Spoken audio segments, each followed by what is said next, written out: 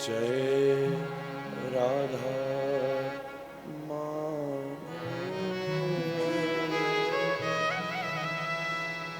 जय कुंज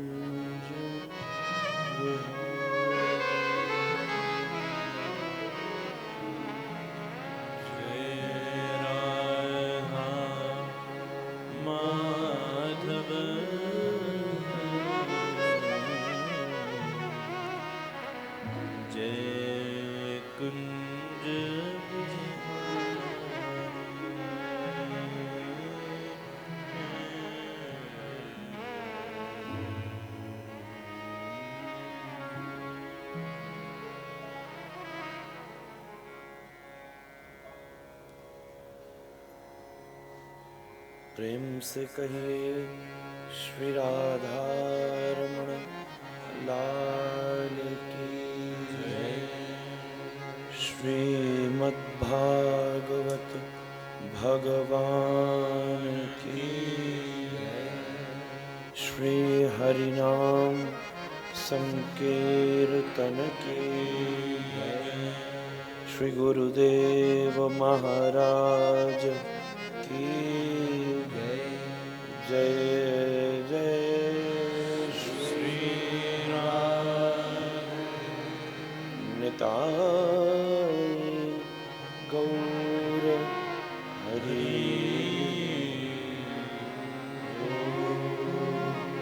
गौर प्रेमानंदे हरि हरि हरि।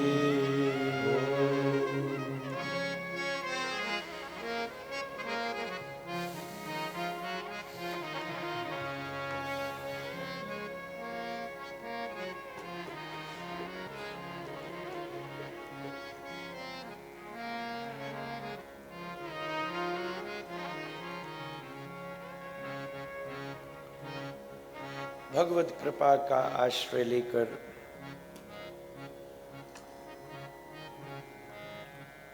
अनुपम रस भाव से युक्त होकर विगत 5 दिवसों से अनवरत बह रही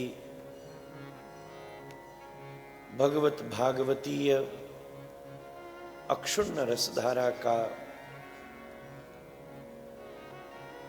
ये दिव्याति दिव्य प्रवाह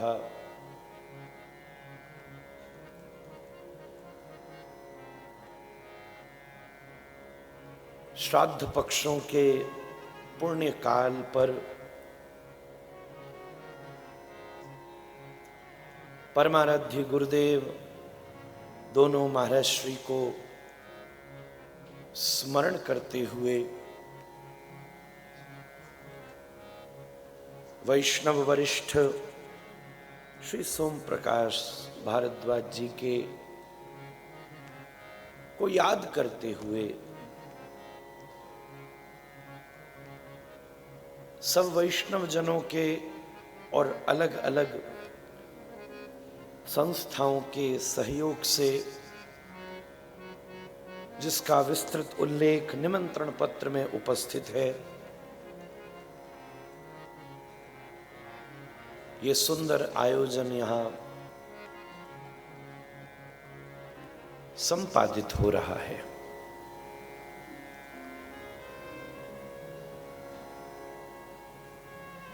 कल श्री कृष्ण के आगमन का सुंदर अनुभव हम सब ने यहां किया।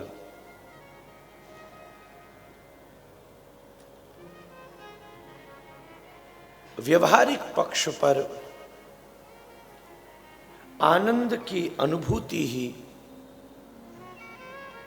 कृष्ण के आगमन की सूचना है।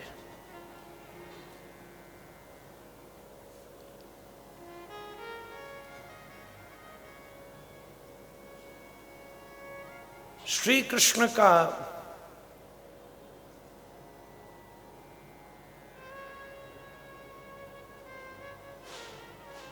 वास्तविक स्वरूप आनंद है। जब आनंद साकारता को ग्रहण करता है तब कृष्ण जैसा हो जाता है।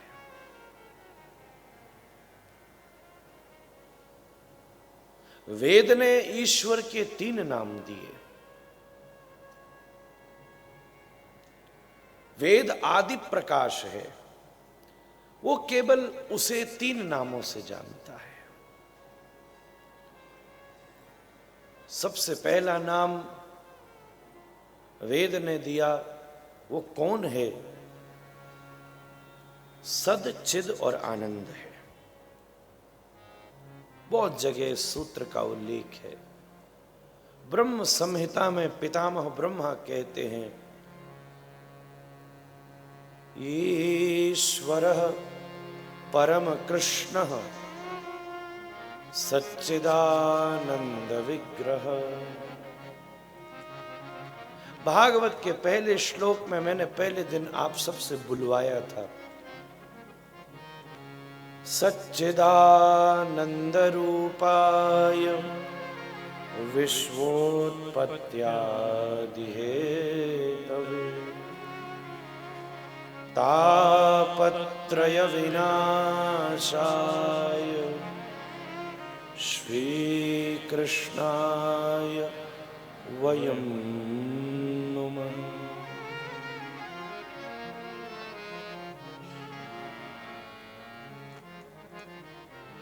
दूसरा नाम वेद ने दिया।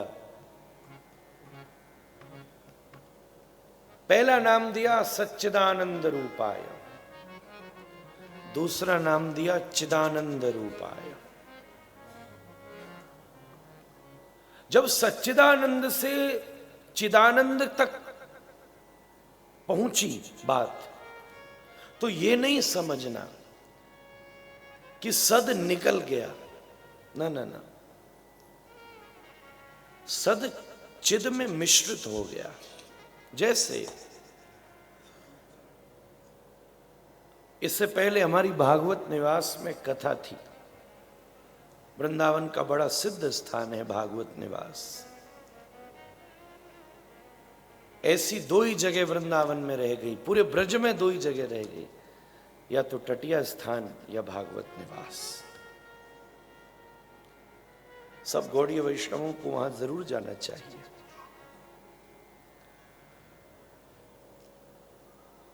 तो जब हम वहां कथा से उठकर, व्यास गादी से उठकर बाबा की कुटिया में जाते, तो वहां के जो महंत जी थे, वो रोज हमारे सामने, वो बिल्कुल, और महंत भी बिल्कुल अड़ियल थे। उनके मन में जो आ जाए वो फिर माने ही ना। जो रोज हमसे उनकी मंच पर लड़ाई होती माला को लेकर। हम कहते हम पहनेंगे नहीं, वो कहते हम मानेंगे नहीं, तो तुमको कदे नहीं करने देंगे जब तक पहनोगे नहीं। और बड़ा बड़ा आनंद आता। ये सब संतों का विलास था, सुख था। और मैं उन्हें पहनाने को जाता तो भागते इधर से उधर। तो खैर रोज कक्ष में जाता तो वो मेरे सामने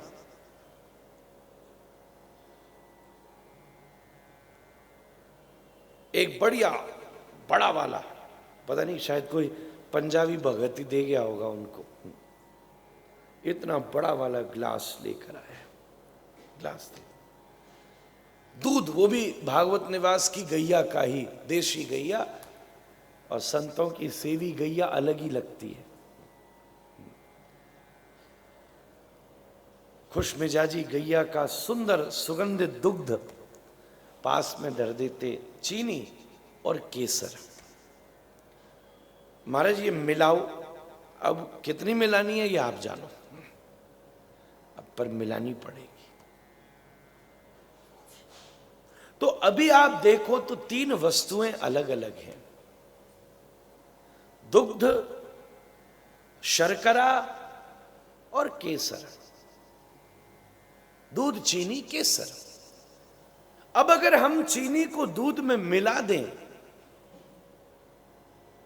तो नाम में कोई परिवर्तन नहीं हुआ, भाई दूध आया है। ये दूसरे प्रश्न पर स्पष्ट होगा कि भाई दूध मीठा है कि फीका है। दूध कहने का मतलब मीठाई। अगर आपको बिना मीठी का चाहिए तो आपको you have to request that I want milk without sugar.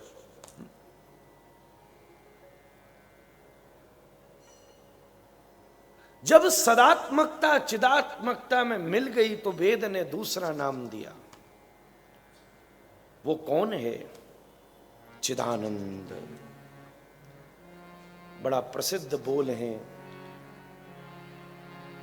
चिदानंद रूपम शिवोहम शिवोहम। आप जाओ बनारस में, हिमालय पर बड़े बड़े सिद्ध गाते हैं, नमामि शमीशान निर्वाण रूपम विभुम व्यापकम ब्रह्म वेद स्वरूपम निजम निर्गुणम निर्विकल्पम निरीहम चिदाकाशमाकाश वासं भजे। चिदानंद रूपम शिवोहम शिवोहम चिदानंद रूपम शिवोहम शिवोहम।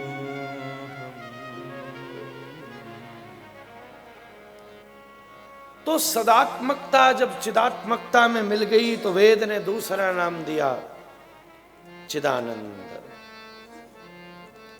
अब अगर हम केसर भी दूध में मिला दें, चीनी तो मिल गई, तो अभी भी तो नाम दूध ही हुआ।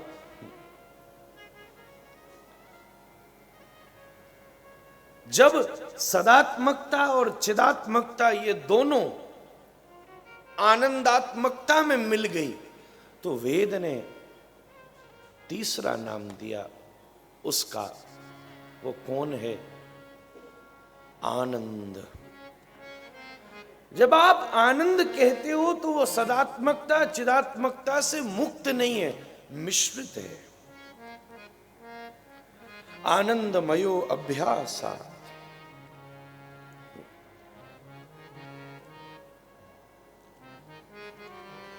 श्री कृष्ण आनंद हैं जो आज यहां प्रगटीकृत हुए हैं।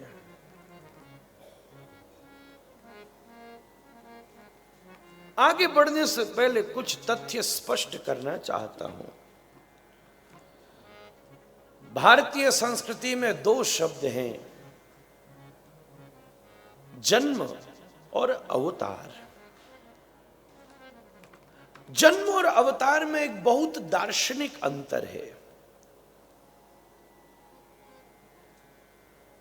ऊपर से नीचे उतरने का नाम अवतार है। सहज दृष्टांत दूं तो जैसे चलते हुए कोई व्यक्ति एक बहुत गहरे गड्ढे में गिर गया, पुकारने पर जब गिरे हुए उस व्यक्ति को किसी दूसरे व्यक्ति ने देखा और वो उसे बचाने के लिए नीचे उतर गया। इन दोनों घटनाओं में फर्क है। उतरना डिसीजन से होता है, अलर्टनेस से होता है, सावधानी से होता है। गिरने का कोई डिसीजन नहीं लेता, लेट मी फॉल डाउन। अगर कोई सावधानी से उतरे तो उसका पैर भी नहीं टूटता। जन्म के पीछे व्यक्ति का निर्णय नहीं होता। अगर आपके हाथ में आपका जन्म होता तो जितनी जहां मर्जी वहां पैदा होते। और पंजाब के तो कितने लोग चाहते हैं भाई हम बस कनाडा ही चले जाएं। सानू रोज ही मिलते हैं, मारी तुसी कुछ ऐसी कृपा करो असी कनाडा चले जाएं। कहते कनाडा। अच्छा, हमारे ब्रज में पता क्या बोलते हैं? कनाडा। कहाँ है कि आ रहे हो महाराज जी? कोई बिल्कुल ब्रज के ठेठ हों तो इतने लोग परिश्रम करते हैं बाहर जाने के लिए। अब आपके हाथ में होता तो वहीं पैदा हो जाते, सुविधा होती, पैदा होती आपको पासपोर्ट मिल जाता, सुविधा हो जाती। जन्म व्यक्ति के संचित कर्मानुसार घटित होता है। जैसे पहले व्यक्ति नीचे गिरा, पर दूसरा व्यक्ति जब उसे बचाने के लिए नीचे उतरा, उतरना ही अवतार है। समभूमिकत्वम, विश्वनाथ चक्रवर्ती कहते हैं उसका हमारे स्तर पर उतर आना अवतार है। यही दोनों में भेद है, सहज भाषा में समझिएगा।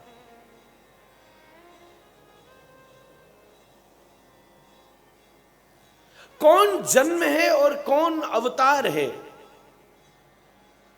जीवन इस बात का सबसे बड़ा प्रमाण है। बायोलॉजिकली इसे डिसाइड नहीं किया जा सकता, जन्म की प्रोसेस से डिक्लेयर नहीं किया जा सकता that he is an incarnation और ही हैज टेकन बर्थ।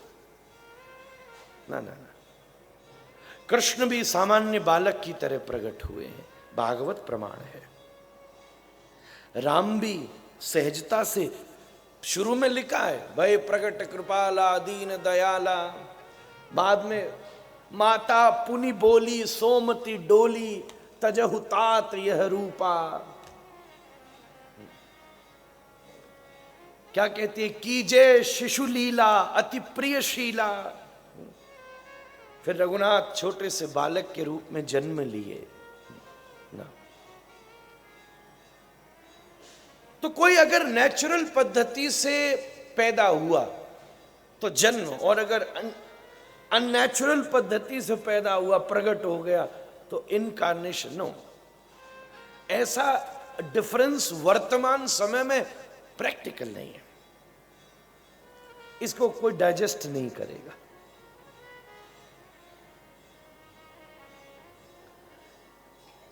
मेरी दृष्टि में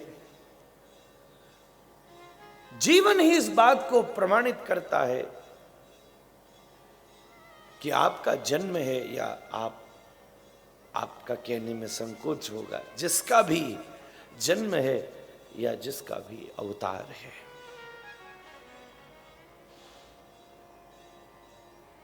वास्तव में जिसके जीवन का आधार परोपकार है, उसका जीवन अवतार ही है, इस बात में कोई संदेह नहीं करना चाहिए। जो कि सहज नहीं है, 100% selfless attitude, very close to impossible, जहां निज सुख की तृण मात्र कामना नहीं है, ऐसे व्यक्ति के जीवन में ही अवतार घटित होता है। तीसरी बात, श्री कृष्ण पधारे हैं, और ये तो अवतार ही नहीं, भागवत कहती है ये तो अवतारागार है, जिसमें से समस्त अवतार होते हैं। आज वो महापुरुष स्वयं वही अवतारागार अवतारी पधारा है।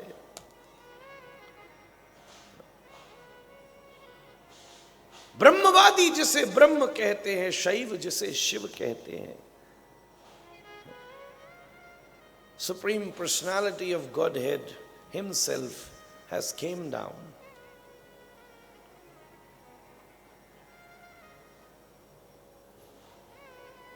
श्री कृष्ण कहां पधारे?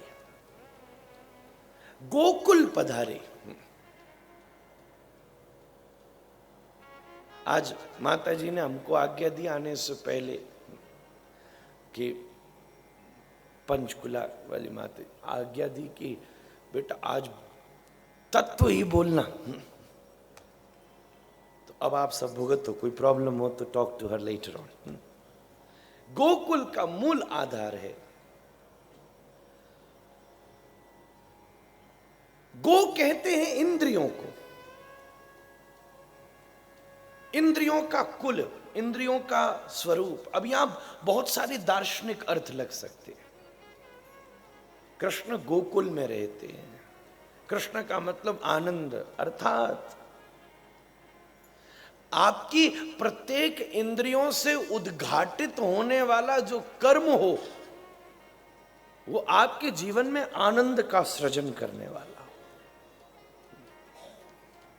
ऐसा कोई काम नहीं करना जिसका आधार सुख हो।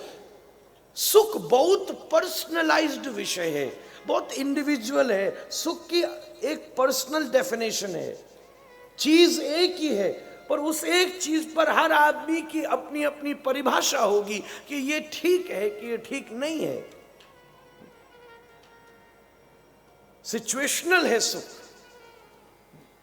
अब एसी चल रहा है, कोई 25 साल का 30 साल का व्यक्ति बैठा होगा, बोले बहुत बढ़िया। कोई 90 साल का बैठा, बोले यार बंद करो, काय को फंसा दिया। अब क्या करो तुम? सुख और का साथ ही दुख है, वो इंडिविजुअल है, वो पर्सनल है, पर आनंद मुक्त शब्द है। एक और मैं बात कहना चाहता हूं, आनंद आप सबका वास्तविक स्वरूप है। That is what you are.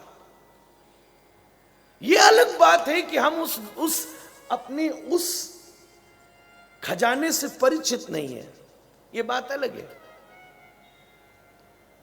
कई बार मालूम ही नहीं होता, वो हमारे पास ये भी है। कभी पति बड़ी परेशानी में हो, फिर जो पत्नी अपनी सेविंग लेकर आती है, ओ यार हमें नहीं मालूम था कि तेरे पास ये भी था। वैसे 2 साल पहले सबकी सेविंग निकल के आई, आधे पति तो तभी परेशान हो गए थे। अच्छा कमाल कर दिया। इन्हीं दिनों की शायद बात थी, एक आध महीना ऊपर नीचे। तब तो सब चौंके, कमाल कर दिता तुसी। हाँ सानू तो मालूम ही नहीं। अरे सन 70 तक के नोट निकल करके आए, तब से माता ने बचा रखे थे। ओहो, वो द्वार है आपके ही घर में, है आपका ही, पर अभी तक उसका अनुभव नहीं, अभी तक उसका मालूम नहीं चला। है आपका ही, पर उसका एंट्री डोर नहीं मिला, तो कहीं ना कहीं हम उसका अनुभव नहीं कर सकते। उसी प्रकार आनंद ही जीव का वास्तविक स्वरूप है। ये बात अलग है कि अभी तक हमने उसके स्रोत को ढूंढा नहीं है।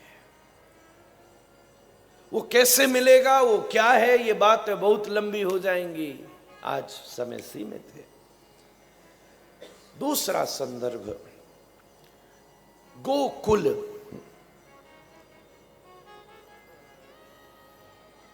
गो का एक अर्थ इंद्रियां तो हैं ही हैं, इंद्रियों का मूल अर्थात मन। वास्तव में देखो तो इंद्रियां कुछ नहीं है। आंख न पुण्य करती है न पाप करती है, कान न पुण्य करते हैं न पाप करते हैं। उसके पीछे जो बैठा मन है, उस मन की जो इंटेंशन है, वो आपकी दृष्टि को पाप में भी बना सकती है, पुण्य में भी बना सकती है। कोई व्यक्ति किसी स्त्री को देखे, देखना कुछ न था, क्यों देखा? एक व्यक्ति है जो उसे कामनी की दृष्टि से देख रहा है तो वो भोगी है। एक व्यक्ति उसे मां की दृष्टि से देख रहा है तो वो योगी है। दृष्टि का भेद उसके पीछे खड़े मन पर निर्भर करता है। इंद्रियां कुछ नहीं करती, मन ही आधार है। और मन की 4 स्थितियां हैं, मन, बुद्धि, अहंकार और चित्त। ये 4 स्टेजेस हैं मन की। बहुत ज्यादा दार्शनिक विषय फिर से छिड़ चुका है। और आप सब मजा लीजिए। ये 4 कंडीशंस हैं मन की, 4 प्रकार से मन, या यूं कह दो 4 को मन कहा जाता है। सबसे पहला, सबसे फ्रंट में रहता है मन, जिसको अंग्रेजी में माइंड भी कहते हैं। उसके पास अनुभव हैं पुराने, और वो अपने पुराने अनुभव से वर्तमान में सामने आई वस्तु का निर्णय करता है। जैसे आप सत्संग में आए, एक व्यक्ति जो पूर्व में सत्संग में जा चुका है और उसका उस सत्संग में बहुत सुख था, उसे ही रियली लाइक्ड इट, उसको यहां आने का एक्साइटमेंट अलग होगा, उसको यहां बैठने का मजा उसका दूसरा होगा, वो उसका तरीका ही दूसरा होगा, क्योंकि वो उसका अभ्यास है, वो जानता है ऐसी चीजों में बड़ा सुख मिलता है, तो वो यहां भी सुख से बैठेगा। If somebody had a bad experience, जो भी रीजन था, या तो कोई बोलने वाला ऐसे ही था, या तुम ही सो गए थे, whatever, या वो सत्संग ही नहीं होगा शायद, there would be some different kind of hesitation you would have for coming here. You're not used to of it. It was not in your experience.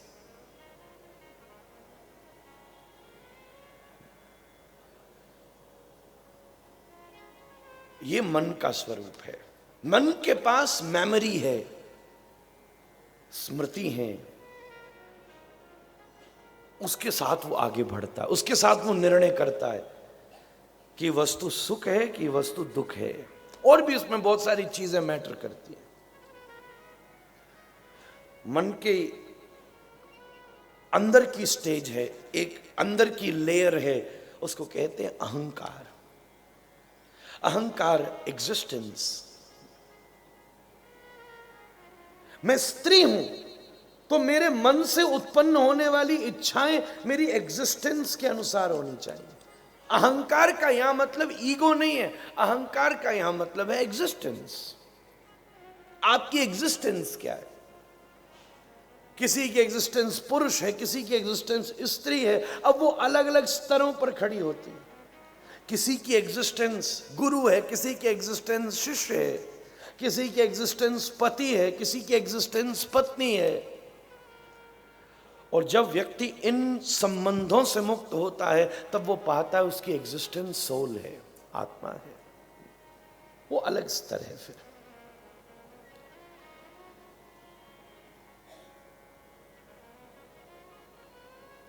अगला स्तर आता है बुद्धि का, मतलब इंटेलेक्ट।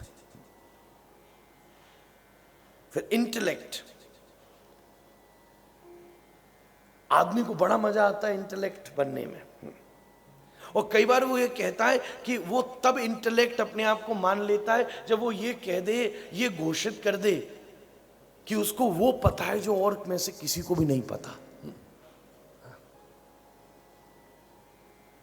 उसके लिए नई नई चीजों का निर्माण करता है।